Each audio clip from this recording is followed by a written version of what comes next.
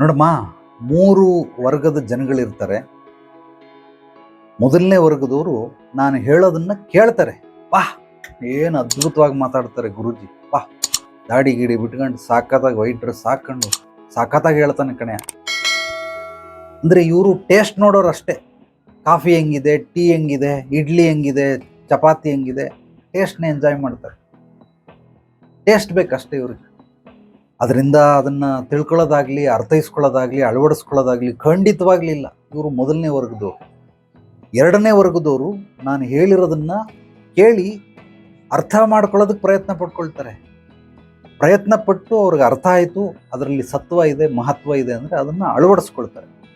ಇವರು ಎರಡನೇ ವರ್ಗದವರು. ಮೂರನೇ ವರ್ಗದವರು ಇವರು ನಾನು ಏನನ್ನು ಹೇಳಿದ್ದೀನಿ ಇದಕ್ಕೆ ತದ್ವಿರುದ್ಧವಾಗಿ ಅಪಾರ್ಥ ಮಾಡ್ಕೊಳ್ತಾರೆ, ಅರ್ಥೈಸ್ಕೊಳ್ಳಲ್ಲ ಅದನ್ನು. ಇವನೇನು ದೊಡ್ಡ ದೊಣ್ಣೆ ನಾಯಕ ಬಂದು ಹೇಳ್ಬಿಡ್ತಾನೆ, ಇವನು ಹೇಳಿದ್ದೆಲ್ಲ ನಿಜಾನ, ಇವನು ನನಗೇ ಬೈತಾವನೆ. ಕುಂಬಳಕಾಯಿ ಕಳ್ಳ ಯಾರು ಅಂದರೆ ಹೆಗಲ್ಮುಟ್ಟು ನೋಡ್ಕೊಂಡ ಅಂತಂದ್ರೆ ಅವನಿಗೆ ಬೈತಾ ಇದ್ದೀನಿ ಅಂತ. ಯಾರೋ ಈ ದಿನನಿತ್ಯ ಅಲ್ಲೇ ಮೂರ್ಖ ಅಂತೇಳಿ ಜ್ಞಾನಾಮೃತ, ದಿನಕ್ಕೊಂದು ಹನಿ ಜ್ಞಾನಾಮೃತದಲ್ಲಿ ಹೇಳ್ತಾರೆ. ಅದನ್ನೊಬ್ಬ ವಾಯ್ಸ್ ಮೆಸೇಜ್ ಕಳಿಸೋನೆ. ಹಂಗಂದ್ರೆ ಕೇಳೋರೆಲ್ಲ ಮೂರ್ಖರ, ನಾವು ಕೇಳೋರೆಲ್ಲ ದಡ್ರ, ನಾವು ಕೇಳೋರೆಲ್ಲ ಅಜ್ಞಾನಿಗಳ?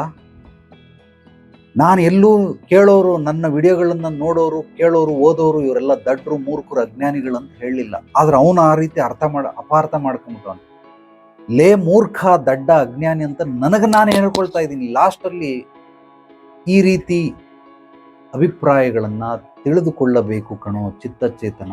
ಅಂದರೆ ನನಗೆ ನಾನು ಮೂರ್ಖ, ದಡ್ಡ, ಅಜ್ಞಾನಿ ಅಂತ ಹೇಳ್ಕೊಳ್ತಾ ಇದ್ದೀನಿ.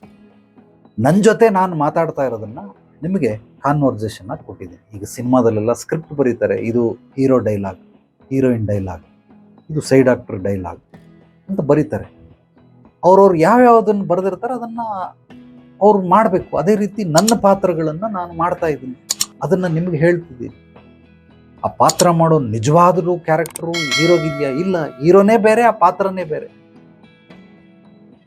ಅಪಾರ್ಥ ಮಾಡ್ಕೊಳ್ಳೋರು. ಈಗ ಈ ಮೂರಲ್ಲಿ ನೀನು ಯಾರು? ಬರೀ ಟೇಸ್ಟ್ ನೋಡೋಣ, ವಾಹ್ ಸೂಪರ್ ಆಗಿದೆ ಅಷ್ಟೇ, ಚಪ್ಪಾಳೆ ಹೊಡಿ, ವಿಸಿಲ್ ಹೊಡಿ, ಎದ್ದೋಗು.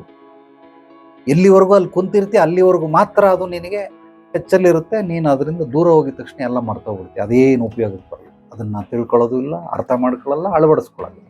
ಮತ್ತೆ ಕೆಲವರು ಅರ್ಥ ಮಾಡ್ಕೊಳ್ಳೋ ಪ್ರಯತ್ನ ಪಟ್ಟು ಅದನ್ನು ಅಳವಡಿಸ್ಕೊಳ್ತಾರೆ, ಇನ್ನು ಕೆಲವರು ಅಪಾರ್ಥ ಮಾಡ್ಕೊಳ್ತಾರೆ. ಅದೇ ರೀತಿ ನೀನು ಅಷ್ಟೇ ನಿನ್ನ ಗಂಡನನ್ನು ಅಪಾರ್ಥ ಮಾಡ್ಕೊಳ್ತಾ ಇದೆಯಾ ಹೊರತು ಖಂಡಿತವಾಗಲೂ ಆತ ಒಳ್ಳೆ ಮನುಷ್ಯ. ಅದನ್ನು ನೀನು ಅರ್ಥ ಮಾಡ್ಕೊ.